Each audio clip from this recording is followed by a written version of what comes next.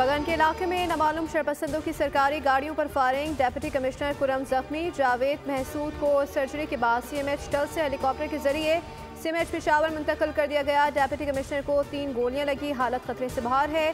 तर्जुमान खैबर पख्तूनख्वा हुकूमत बैरिस्टर सैफ कहते हैं कि पारा चनार जाने वाले काफिले को सिक्योरिटी खदशात के पेश नज़र टल के मकाम पर रोक दिया गया। वजीर आला KP ने वाक़े की रिपोर्ट तलब कर ली।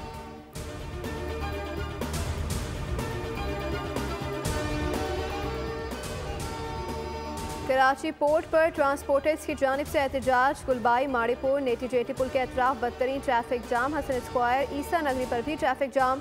शहरियों को मुश्किलात। राशिद मिनास रोड और गुलशन इकबाल में भी ट्रैफिक जाम है।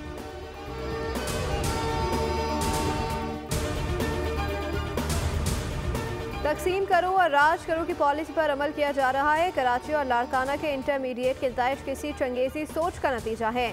गुज़िश्ता 16 सालों से सिंध में करप्ट तरीन बदतरीन हुकूमत है। मौजूदा सूबाई हुकूमत ने बदनवानी और करप्शन के अपने ही रिकॉर्ड तोड़ डाले हैं।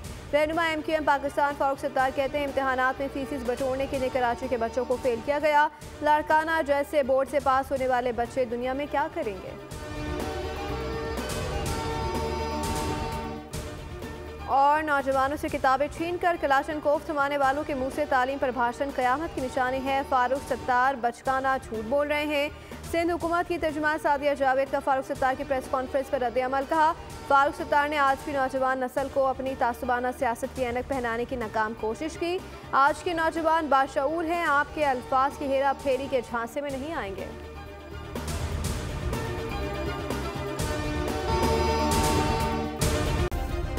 सब्सक्राइब करें और बेल दबाएं ताकि कोई खबर रह न जाए।